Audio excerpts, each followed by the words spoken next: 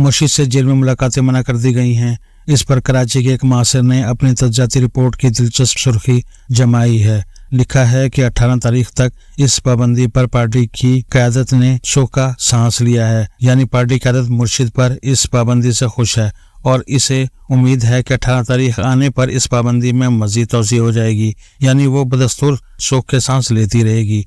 वजह इस खुशी की यह बताई गई है कि हर मुलाकात में मुर्शिद इसे यानी क़यादत को ऐसी जिम्मेदारियां तफवीज़ करते थे जो वो अदा कर ही नहीं सकते थे। दीगर ज़राए ये बताते हैं कि ऐसी हर मुलाकात दरअसल पेशी होती थी जिसके लिए क्लास लेने का मुहावरा भी इस्तेमाल किया जाता है। डांट डपट और जवाब तलबी के इस अमल से पार्टी कायदीन बहुत तंग थे। हर मुलाकात पर जवाब देना पड़ता था कि इनकलाब अभी तक क्यों नहीं आया, लोग सड़कों पर क्यों नहीं निकलते, जलसे नाकाम क्यों हो रहे हैं, वगैरह वगैरह, और कायदीन की नाक में दम कर दिया करते थे।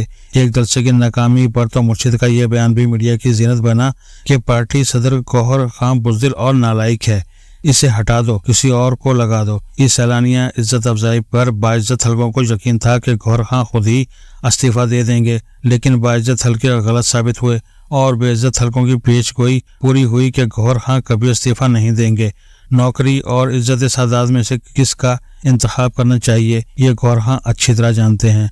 इनकलाब 4 अक्टूबर की तफसीलात भी इस रिपोर्ट में दी गई हैं। प्रोग्राम के मुताबिक हजारहा मुजाहिरीन ने डी चौक पर कब्जा करके 25 अक्टूबर तक धरना देना था और इस वक्त तक नहीं उठना था जब तक शंघाई कॉन्फ्रेंस को होने से रोक न दिया जाए और मुजव्वज़ा हुकूमती आईनी तरामीम भी ना हो सकें, जिसके बाद हुकूमत गिरा दी जाए। इस मकसद के लिए मुजाहिदीन आज़ादी को अफगानिस्तान से भी बुलाया गया, जबकि रावलपिंडी और गिरदो नवा में गैर कानूनी अफगान पनाहगुज़ीनों की खेप की खिदमत भी हासिल की गईं, जिनमें से हर एक मुजाहिद आज़ादी को 2-2 हज़ार रुपये फी यौम के एवज़ाने या मुजाहिदाने दिए गए। कुछ और नगुफ्ता मंसूबे भी शामिल थे जिनके तहत स्नाइपर्स की ड्यूटी लगाई गई। यानी मुआसिर के मुताबिक कैनवस बहुत बड़ा था। कैनवस तो बहुत बड़ा था, लेकिन हुआ ये कि रंग मिला न ब्रश, यानी मुजाहिदीन आज़ादी की इतनी कम तादाद ही दस्तयाब हो सकी जो 2-4 कंटेनरों को अपनी जगह से ज़रूर हिला और खिसका सकती थी,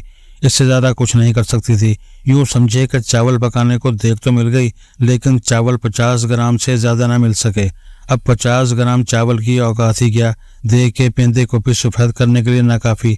अलबत्ता स्नाइपर्स ने अपनी ड्यूटी निभाई। 85 पुलिस वाले इनकी गोलियों से जख्मी हुए। एक पुलिस वाला शहीद हुआ, लेकिन वो स्नाइपर्स का कारनामा नहीं, मुजाहिदीन आज़ादी ने इसे हाथों से मार मार कर शहीद किया। जिहाद आज़ादी के फैसलकुन मार्के से वज़ीर आला खैबर पख्तूनख्वा ने राह फरार इख्तियार की। इस पर तरह तरह की कयासारियाँ होती रहीं। अब मालूम हुआ है कि एक वजह मुजाहिदीन आज़ादी की मुख्तसर तादाद भी थी। फैसलकुन मार्के के जनरल बख्त खां भी घंटापुर ही थे। बाज ने इन्हें अहमद शाह अब्दाली दोयम का खिताब भी दिया, लेकिन 2.5 टोटरू देखकर अहमद शाह अब्दाली ने आफिद इसी में समझी कि KP हाउस में बना ली जाए और वहां से आज़िम सफ़र पेशावर हुआ जाए, चाहे रास्ते में 12 ज़िले ही क्यों ना आए। हासिल वसूली सारी मोरका राय का ये हुआ कि घंटापुर ने लाइन बदल ली और यूं एक और जगह अपनी नौकरी पक्की कर ली। ताज़ा इजाफा इस बुरानी सूरत हाल में यह हुआ कि पेशावर के नज़दीक खैबर के मुकाम पर मंजूर पश्तीन की जमात ने पश्तून कौमी जरगा बुला लिया, जिसका मकसद खुद इन्हीं के अल्फाज में ये था कि पश्तून कौम अपने अगले लाहे अमल का ऐलान करेगी। ये फिक्रा बजाते खुद इतना बलीग है कि मतलब समझाने की जरूरत नहीं। एक किस्म का ऐलान आज़ादी किया जाना था। वफाकी हुकूमत ने तशवीशनाक इतलात मिलने के बाद इस पार्टी को कालेदम कर दिया और जिरगे को होने से रोक दिया। जिरगा PTI की आशीर्वाद मेरी बगत बल्कि इसकी महमेज पर दिया जा रहा था। धरना रोकने पर PTI ने अपना बेकाबू इश्ताल भी जाहिर किया। असद कैसर, मुराद सईद और कासिम सूरी वगैरह के तिलमाते दांत किचकिचाते बयानात सभी ने मुलाहिजा कर लिए होंगे। इन तीनों रहनुमाओं में से मुखरुल जिक्र दोनों रूपोश, अलबत्ता अव्वल जिक्र रूपेश। इन तीनों के अलावा PTI की सियासी कमेटी ने भी किसी नामालूम मुकाम से अपना गजबनाक बयान जारी किया। जिस में मुर्शिद की मलाहियों से लेकर जुमला अक़साम की धमकियों तक के सभी 12 मसाले शामिल हैं। यूं ग्रेटर पश्तूनिस्तान की अरूसा की नकाब कुशाई अमलन रूबा आगाज कर दी गई है। लेकिन असल हैरतनाक बात यह हुई कि हक व बातिल की जंग के इस नाजुक मोड़ पर गंडापुर दौड़कर बातिल यानी हुकूमत और रियासत से जा मिला।